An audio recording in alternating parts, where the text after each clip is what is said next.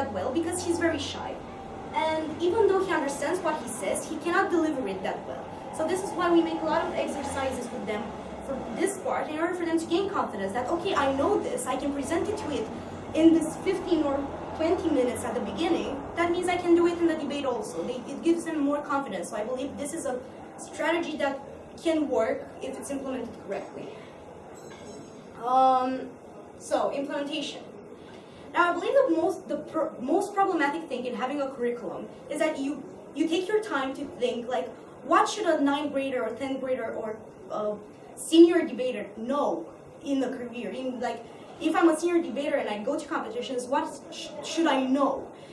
And you as a trainer think and put it on paper and you make a schedule. But the problem is that there are more trainers involved in a debating club. So I believe that first of all, the implementation needs to be democratic. Like, you really need to discuss the curriculum with the rest of the trainers in order for them to bring changes and bring their opinions and so on and so forth. And that will bring a bit of chaos, but in the end, it will bring more accountability for the trainers. Like, if I brought my change here, I'm really gonna do that because I brought something in. So this might be something good. Second of all, we have a lot of freshman trainers coming each and every year. The ones that graduated high school debating and are going to university debating are also trainers in our club. So the person that made the curriculum or wants to give that specific training needs to do a training of trainers in order for the other trainers to understand what the curriculum really is about. Like, for example, our curriculum was something like in the second semester, we had something like learning about the USA. So you need to cover politics and social issues and economics and so on. So there are specific trainers that know more about the United States than others. So they will be assigned to do a training of trainers because we cannot assign only one trainer to hold this specific training. So we make groups of debaters, about 10 or 15 debaters to one specific room for one specific trainer.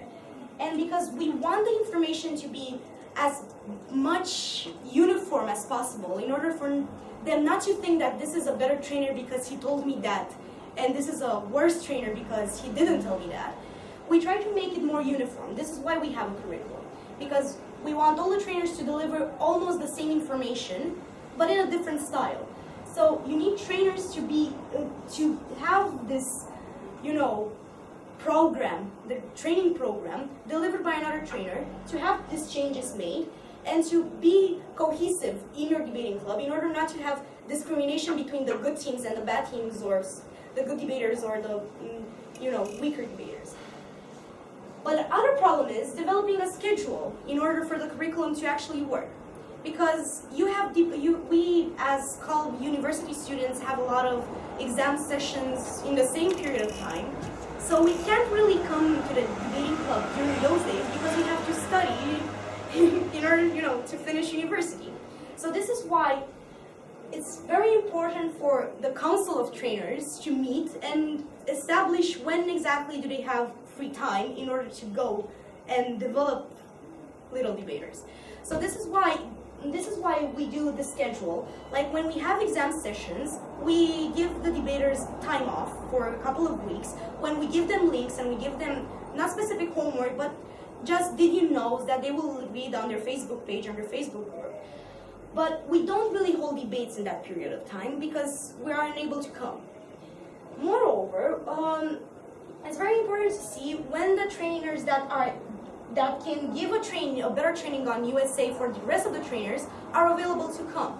So this is why it's important for you to schedule the information and also to schedule the program for the rest of the trainers in order for them to be able to come.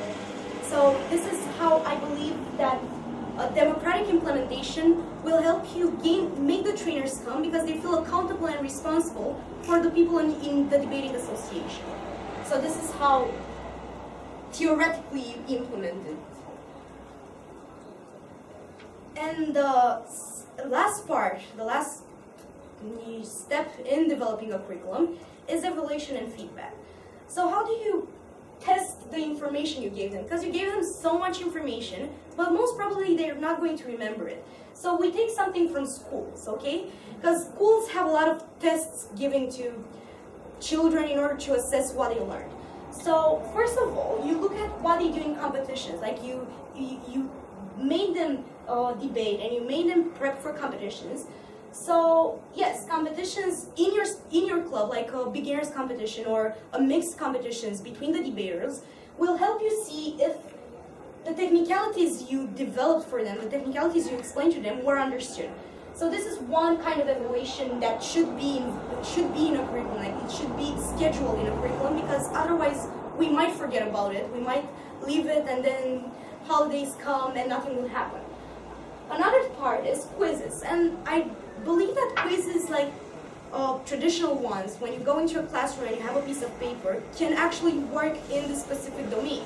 Like give an argument on why, I don't know, the debate between Obama and Romney should have gone in a different way, or something like that. A topic we discussed during the year, and you test it in a, traditional type of test.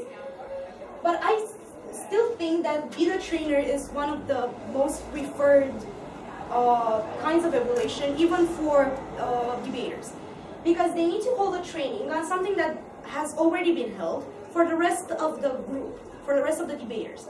And that's how they understand, how we see if they understood, and how we see if the other people can understand from that specific child. Like, we assess one topic to each and every debater, a topic that was discussed in the curriculum that was tackled with, and they have to explain it like they're trainers, and like we are the debaters that don't know anything about it, and we want to understand in order for us to debate afterwards. But the worst part is when we have to ask them for feedback for us. And we did that each semester. I'm thinking about doing it each month, because it's really important for us to develop as trainers also, because we tend to think that we're trainers, we know more than them, but it's not really true. For, like, we don't know everything about what's going on in the world, so this is why it's very important for us to develop as trainers also. So we need to follow the curriculum just as much as they need to. So when we give them this feedback, they have a lot of questions to ask, like, do you like the style that she talks to you, like the specific trainer? What do you think about him? What do you want to change about him? What's the biggest issue you have with him? And this is the moment when you see there's a competition between trainers, because some trainers are more liked by the people. Some trainers are seen as the bad guys because they give us homework, they criticize us more. And it's a bit problematic, and this is how it helps bond us as trainers. Like, okay, I'm not going to be the only one that publishes their homework and says, you have to do your homework, you don't do that, you don't do that. You have to do it as well. Because we need to have a uniform view upon the trainers and upon the debaters, so you don't have any kind of discrimination and any kind of preferential treatment for the debaters or for the trainers. Yeah, for example. So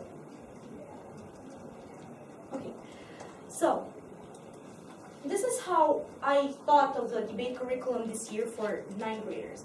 So this is like a tradition in my debating club. We have a beginner's training that lasts a lot of hours, like 4 or 5 hours, with a big lunch break where we go all together and have some KFC, because that's most close to our school. And how it goes is that basically we all know what beginner's trainings are. Like, we explain to them how the format works, so we do world school style, so this is what we focus on. How to build arguments, the sexy part, like statement, example, explanation, example, impact, and so on. But it's more important that we have a lot of fun games that we schedule, because if we don't schedule them, we might get a bit chaotic, because there are 5 trainers in 5 different classrooms, and we need to have the same process in all the 5 classrooms in order for the kids not to meet after that and say, oh, but that didn't happen to me, oh, you're not the cool guy, I'm not the sucky one. And that isn't supposed to happen in a debate club. So we schedule a lot of fun games, role-playing, and press conferences.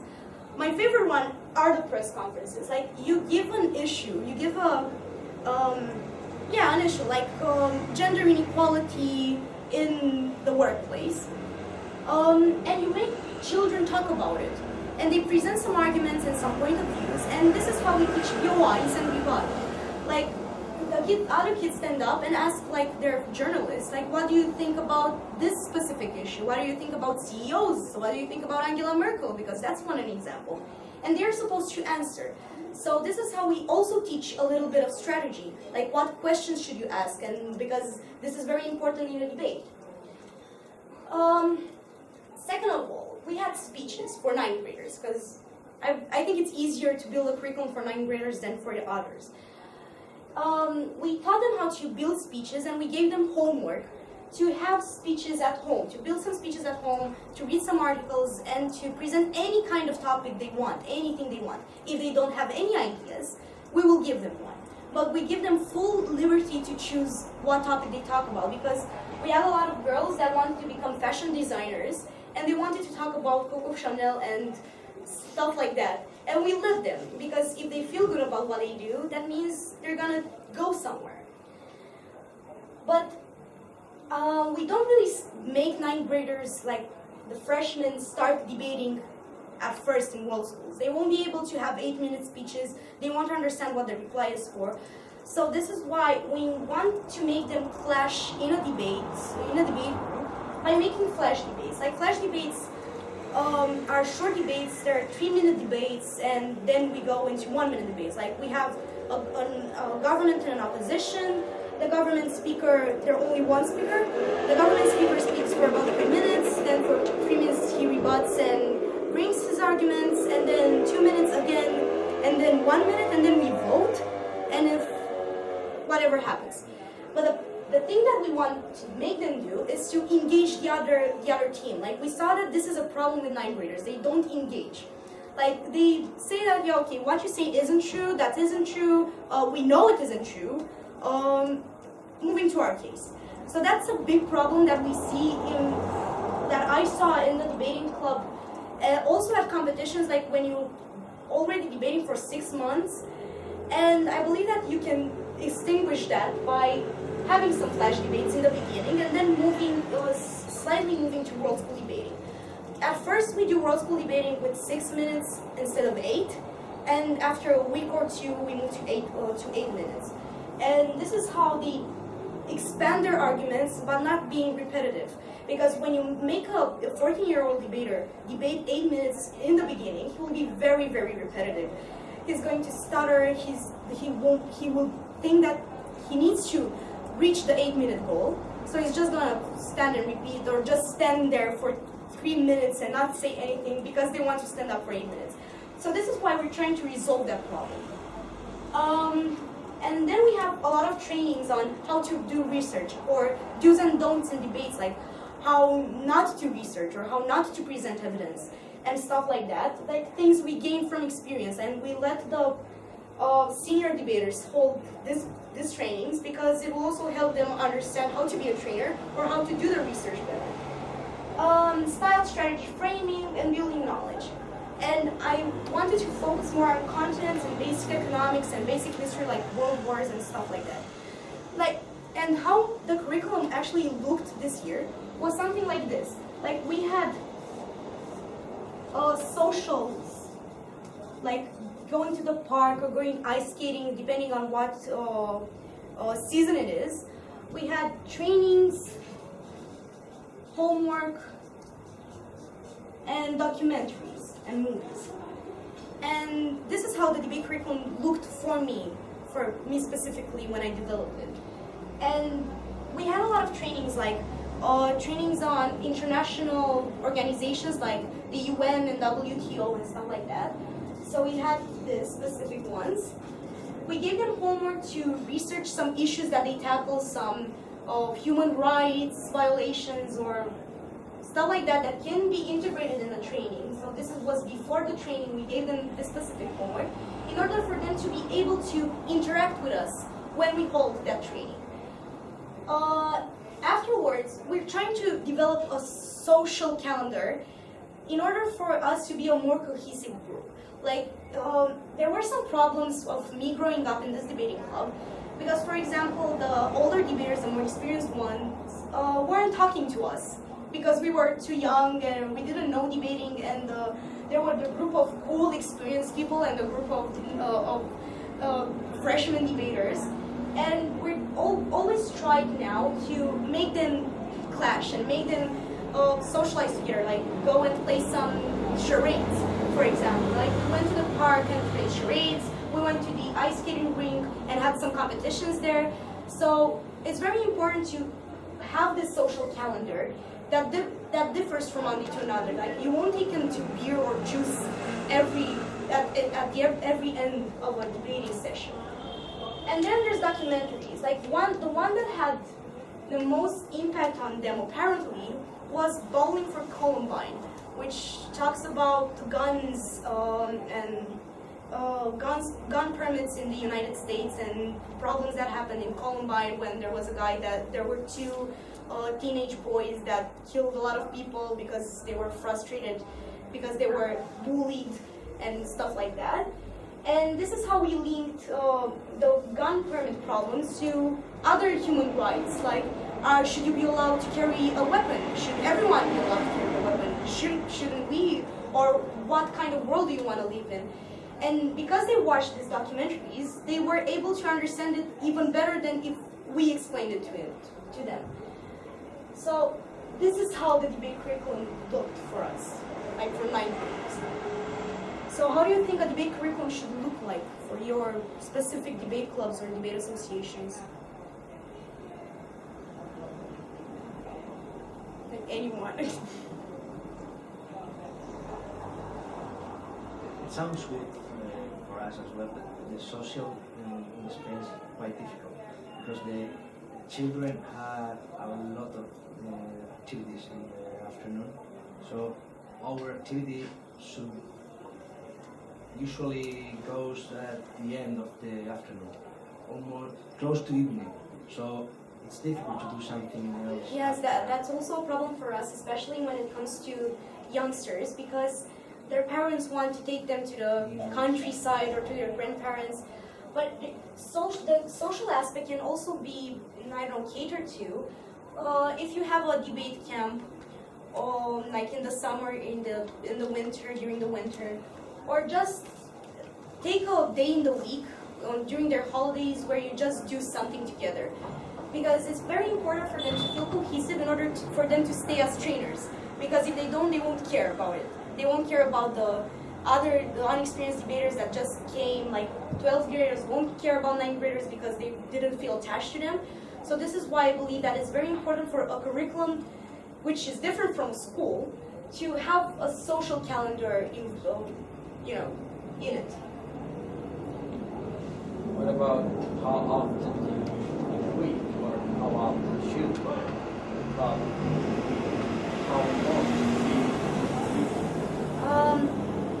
At how long should be a meeting should be, I don't really have a strong opinion on that.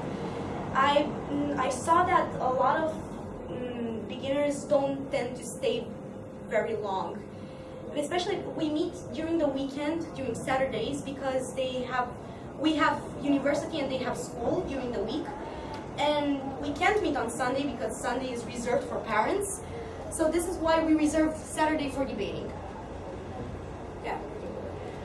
So we meet Saturday at 11 o'clock and we stay until 1 or maybe 2. If there are debate competitions going on, like we want to separate, we're trying to, we didn't manage to, but I think it's a good idea. I believe that debating shouldn't be about elites, it shouldn't be about competitions, it should be about really having debate there. Like you see in movies that the United States have debate clubs in their schools and that's what they do, and when they prepare for competitions, they prepare for that specific competition. Like we want the debate meetings to be, like this is the classic debate meeting with homework and news and trainings. This is also in the debate meeting, we hold a debate on the issue that was presented to you like a week ago. You had time, you had 1 week to prepare for it. But if there's a competition, the teams that enroll in that competition should be able to prep for the competitions also.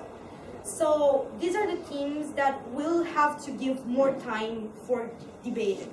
So they can stick for one more debate in preparing that competition. And that's how, because we had a problem, like we lost a lot of debaters because they didn't have the money to enroll in competitions, and we didn't prepare them, overall, like in a full meeting for everyone.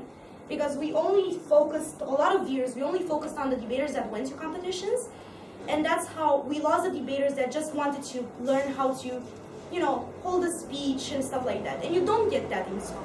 We're the only, university students that have debated are the only providers of that in Romania.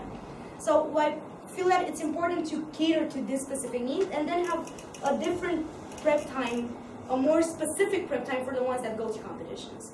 So technically this takes like 1.5 hours or 2 hours because we take a lot of breaks. So 2 hours for this part and another 1 hour for this one. How many students do you have per trainer?